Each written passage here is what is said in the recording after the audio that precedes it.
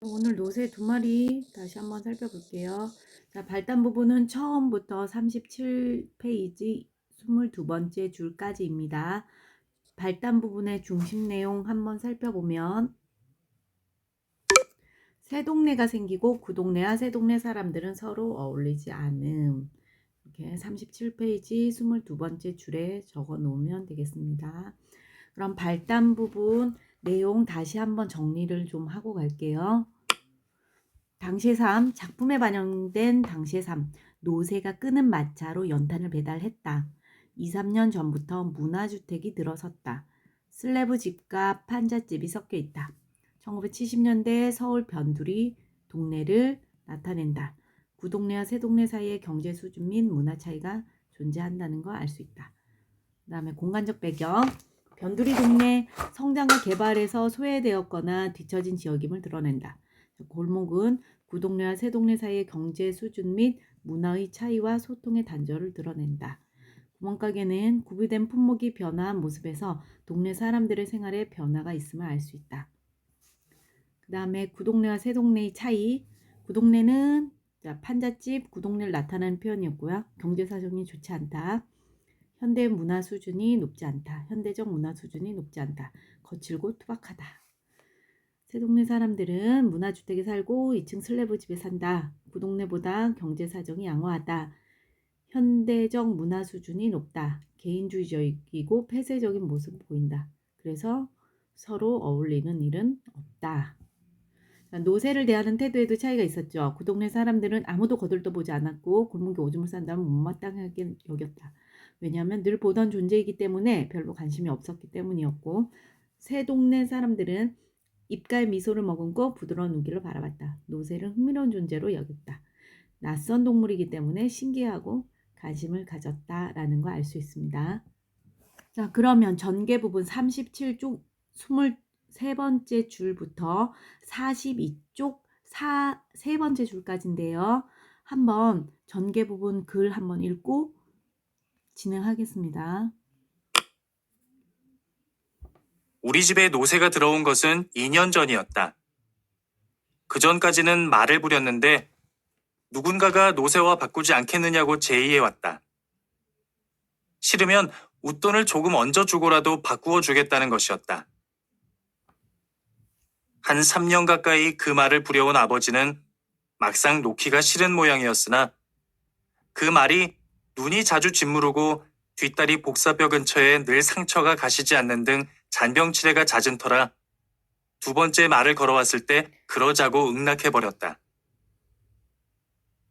할머니와 어머니 그리고 큰형은 그래도 말이 낫지 그까진 노새가 무슨 힘을 쓰겠느냐고 바꾸지 말자고 했으나 노새를 한번 보고 온 아버지는 어떻게 생각했는지 그 길로 노새와 말을 맞바꾸었다. 아닌 게 아니라 노새는 힘이 하나도 없어 보였다. 보기에도 비리비리한 게 약하디 약하게만 보였다. 할머니나 어머니 그리고 큰형은 그것 보라고 이게 어떻게 그 무거운 연탄찜을 나르겠느냐고 빈정댔는데 그래도 아버지는 가타부타 말이 없이 노새를 우리로 끌고 가 우선 솔질부터 시작했다. 말이 우리이지 그것은 방과 바로 있다 있는 처마를 조금 더 달아낸 곳에 있었다. 그래서 우리 집에는 항상 말 오줌 냄새가 똥 냄새가 가실 날이 없었다. 그뿐 아니라 그 우리의 바로 옆방이 내가 할머니나 큰형과 함께 자는 방이었으므로 나는 잠결에도 노새가 앉았다 일어나는 소리, 히힝거리는 소리, 방귀 소리까지 들을 수 있었다. 어쨌거나 이 노새가 들어오면서 그 뒤치다거리는 주로 내가 맡게 되었다. 큰형도 덜어 돌봐주기는 했으나 큰형마저 군에 들어가고 난 뒤부터는 나에게 전적으로 그 일이 맡겨졌다. 고등학교를 나온 작은 형이 있기는 해도 그는 아버지나 어머니의 성화에 아랑곳 없이 늘상 밖으로 싸다니기만 하고 집에 있을 때도 기타를 들고 골방에 처박히기가 일쑤였다.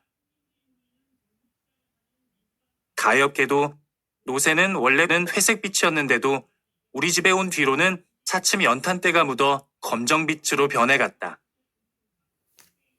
엉덩이께는 물론 갈기도 까맣게 연탄 가루가 앉아 있었다. 내가 깜냥으로는 지성스럽게 털어주고 닦아주고 하는데도 연탄때는 속살까지 틀어박히는지 닦아줄 때만 조금 희끗하다가 한바탕 배달을 갔다 오면 도로 그 모양이었다.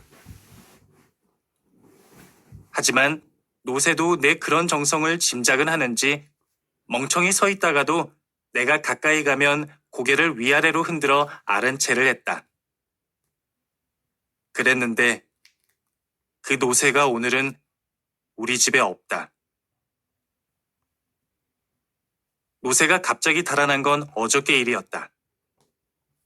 아버지는 연탄을 실은 뒤 노새의 고삐를 잡고 나는 그냥 뒤따르고 있었다. 내가 뒤따르는 것은 아버지에게 큰 도움이 못 되고 할 일 없이 따라다니기만 할 뿐이었다. 야트막한 언덕길을 오를 때 마차의 뒤를 밀기도 했으나 그것은 그대로 신용일 뿐 내 어린 힘으로 어떻게 된다든가 하는 일은 없었다. 아버지는 이따금 따라다니지 말고 집에 가서 공부나 하라고 했지만 내가 공부 다 했어요 하면 그 이상 더 말리지는 않았다.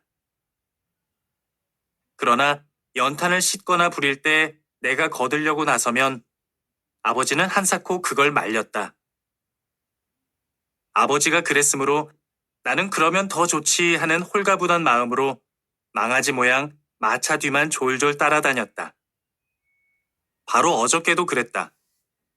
새동네의 두 집에서 200장씩 갖다 달라고 해서 아버지는 연탄 400장을 싣고 새동네로 들어가는 그 가파른 골목길을 들어서고 있었다. 얘기의 앞뒤가 조금 뒤바뀌었지만 우리 아버지는 연탄 가게의 주인이 아니고 큰 길가에 있는 연탄 공장에서 배달 일만 맡고 있다. 그러므로 연탄 공장의 배달 주임이 어느 동네 어느 집에 몇 장을 날라다 주라고 하면 그만한 양의 탄을 실어다 주고 거기 따르는 구전만 받으면 그만이었다. 그런데 한 가지 자랑스러운 일은 아버지는 아무리 찾기 힘든 집이라도 척척 알아낸다는 것이다. 연탄 공장 사람들의 설명이 미처 끝나기도 전에 알만하오 한마디면 그만이었다. 열이면 열, 거의 틀리는 일이 없었다. 오죽하면 공장 사람들도 마차 영감은 집 찾는데 귀신이라니까. 하면서 혀를 내두를까. 그들도 아버지에게 실려보내면 마음이 놓인다는 것이었다. 어저께도 아버지는 이러이러한 댁에 갖다 주라는 말을 듣자 두 번 다시 물어보지 않고 짐을 싣고 나선 것이다. 그 가파른 골목길 어귀에 이르자 아버지는 미리 노새 고삐를 낚아잡고 한다름에 올라갈 채비를 하였다. 그러나 어쩐 일인지 다른 데 같으면 400장 정도 싣고는 힘 안 들이고 올라설 수 있는 고개인데도 이날따라 오름길 중턱에서 턱 걸리고 말았다. 아버지는 하는 눈치더니 고삐를 거머쥐고 힘껏 당겼다. 이마에 힘줄이 굵게 돋았다. 얼굴이 빨개졌다. 나는 얼른 달라붙어 죽어라고 밀었다. 그러나 길바닥에는 살얼음이 한 겹 살짝 깔려 있어서 마차를 미는 내 발도 줄줄 미끄러져 나가기만 했다. 노새는 앞뒤 발을 딱딱 소리를 낼 만큼 힘껏 땅을 밀어냈으나 마차는 그때마다 살얼음 위에 노새의 발자국만 하얗게 긁힐 뿐 조금도 올라가지 않았다. 아직은 아래쪽으로 밀려내리지 않고 제자리에 버티고 선 것만도 다행이었다. 사람들이 몇 명 지나갔으나 모두 쳐다보기만 할 뿐 아무도 달라붙지는 않았다. 그전에도 그랬다. 사람들은 얼핏 도와주고 싶은 생각이 났다가도 상대가 연탄 마차인 것을 알고는 감히 손을 내밀지 못했다. 도대체 어디다 손을 댄단 말인가? 제대로 하자면 손만 아니라 배도 착 붙이고 밀어야 할 판인데 그랬다간 옷을 모두 망치지 않겠는가?